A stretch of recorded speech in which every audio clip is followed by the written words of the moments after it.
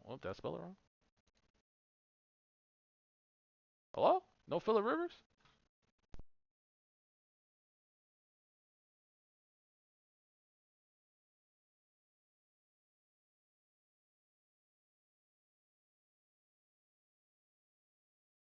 Oh, I don't know how to spell Phillip Rivers' name. Try somebody else. Who else? Drew Brees. Was this not even like a fair comparison? But cool, whatever. All right, this is kind of decent. All right, 55, 60, 57, 65, 64, 64, 67, 65, 70, 68, 71, 63, 68, 69, 68, 70, 72, 74, 74, 70. Hello? Are we still here? Are we still here? I swear I put Phillip like this.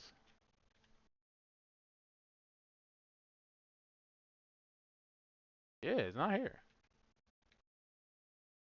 Press enter. Why are they not giving me Phillip Rivers stats? What the hell? That's insane. That's insane. It's 1L. What? This is random. All right, 62, 54, 61, 60, 65, 65, 62, 64, 69, 66, 66, 60, 62, 63. Hello? Are you still here? Did my boy leave? Yo, Leo. Leo. Gaming 1. Where are you, brother? Did you leave? All right, he left. Okay. Well, I tried, guys. I mean, I'm just not going to say something crazy wrong. Like, I might be wrong, but I'm not going to say nothing crazy wrong. And that's just, like, I've seen Michael Vick play like in real time. Like I was a kid, I was watching football, I was watching Michael Vick, I was watching them play on the turf that was looking crazy. That was ugly. They were looking like they were playing with rubber shoes on, bro. They wasn't even playing in cleats. They were playing in sneakers. I was playing Madden at the time, just spamming Michael Vick, just deep ball.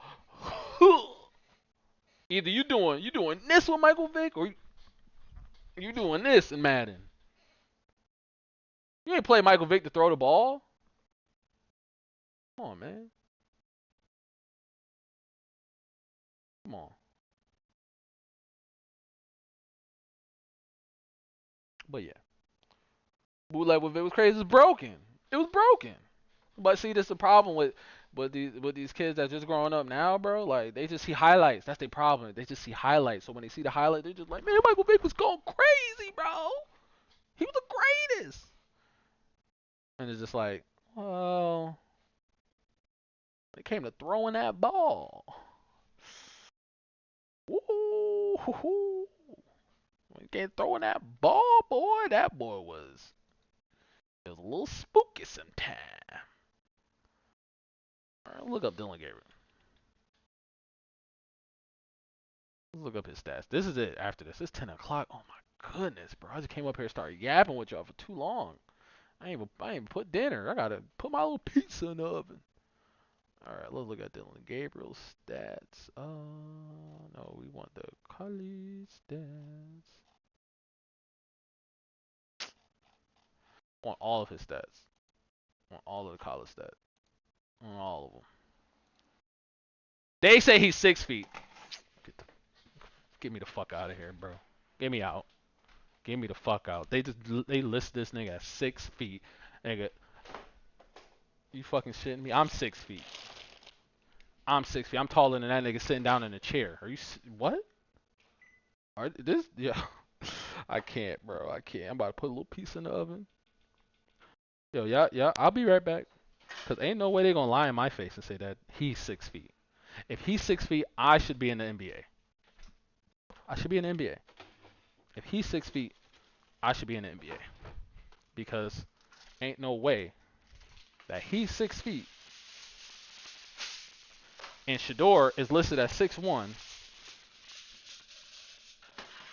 and we can literally see that Dillon Gabriel has to look up to Shedeur. And Shedeur is listed at 6'1", with his shoes off. So they're saying that Dillon Gabriel is only 1 inch shorter than Shedeur. but we literally see them standing next to each other. We see Shedeur standing with the O-lines and not looking like a midget, but we see Dillon Gabriel standing with the O-line, and we're just like, bro, that short running back sure about to go crazy. Like, am I bugging? Like, I couldn't even get to the stats because it's like, bro, y'all lying already.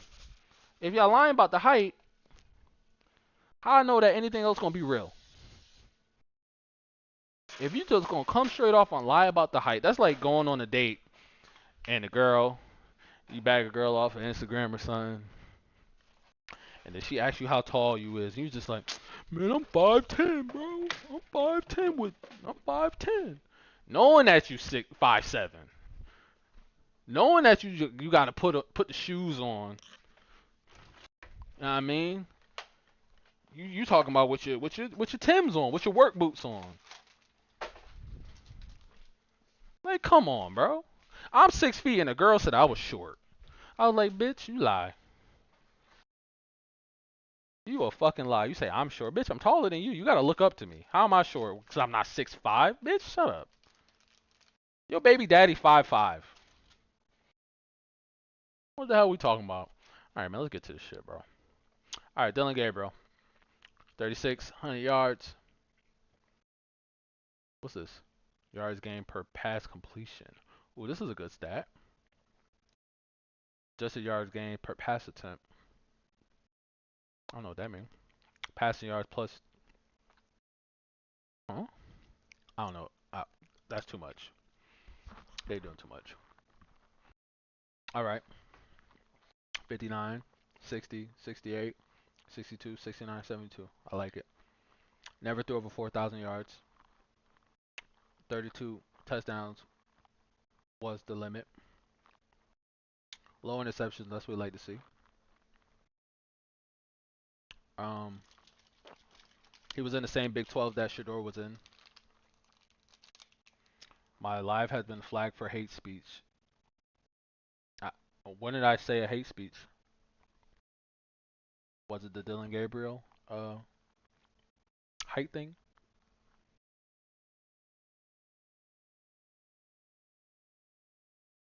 I'm telling you, man, these people that be just these companies that just be using AI, it's too much for me. Okay.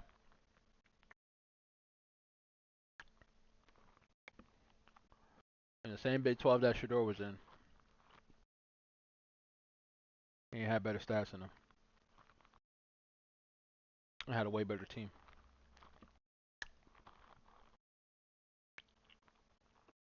Isn't this the pre-Baker Mayfield team?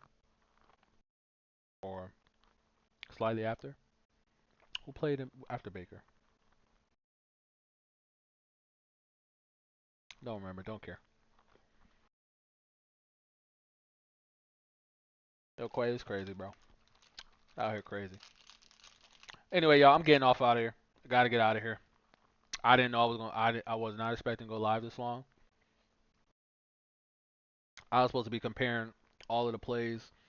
I mean, we did a little bit of that, so I was able to get my point across with a lot of the different routes and play calls that they were calling for Joe, Dillon, and then when it came to Shedeur. So I was able to show that off.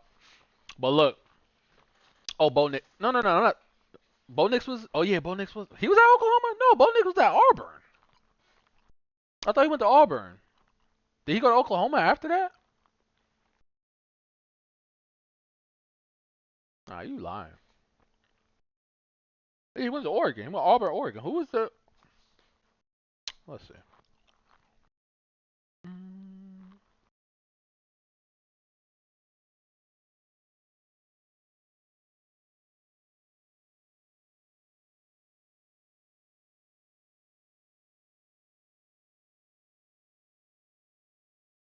I don't care anymore.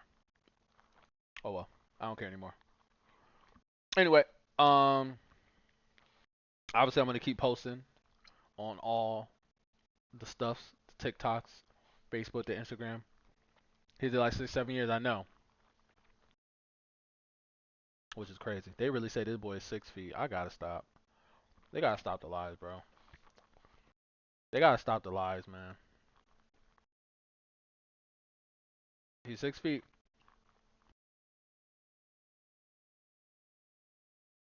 Six feet.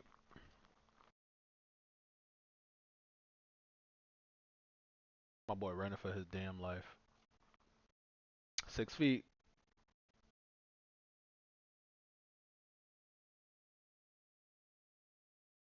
Mm-mm. Same height as the lineman, bending down. I mean, they don't have to lie to us like this, bro. They don't have to. Like, I love Dillon. Like, I'm rooting for him, but they gotta stop lying. That's ridiculous. But anyway, we gonna be back on Friday. We doing the Colorado game, so make sure y'all lock in. We're gonna watch the Colorado game. Doug Flutie 2.0. I believe in it. He can get it done. He's just gonna have to go to another team because my boy gonna take over. But Colorado, we're gonna be here on Friday watching the Colorado game. Saturday, we're gonna do Texas versus Ohio State. We're gonna do that. Um,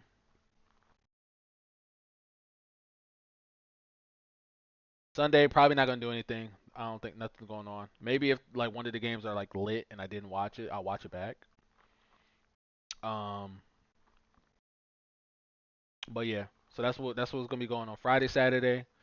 We're watching the games live, Colorado versus Georgia Tech, and then we're watching Texas versus Ohio State. Arch Manning, you better show us some stuff, brother. Here y'all. That's the plan for the rest of the lives this week. Friday, Saturday, Colorado, Georgia Tech, Texas, Ohio State. We'll be here. We'll be having a blast. Um, yeah, and if anything like crazy pops up in the next couple days and I feel like going live or whatever, we'll be here. We'll get to it. I'll try to post up some more stuff, some more content, you know. You know, cause they gonna try to throw my boy under the gun, bro. Y'all saw Mary Kay? Listen here, bro. I can't deal with these people, bro. It's like she made a post about like the quarterbacks doing drills today at practice, and then wouldn't say Shedeur's name. I'm like, you dusty hoe. Oh, the Ravens waived sixth round draft pick quarterback Cam Miller and a wide receiver. Oh, Tom Brady, you had to waive your pick. You could have picked Shedeur. That's crazy. I love it though.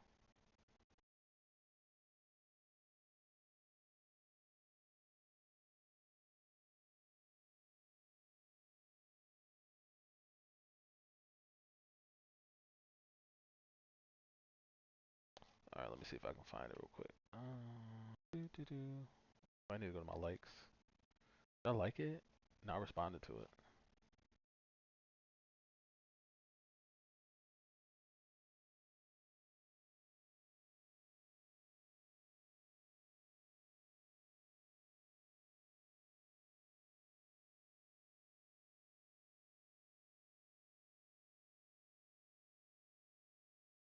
This is what this host said.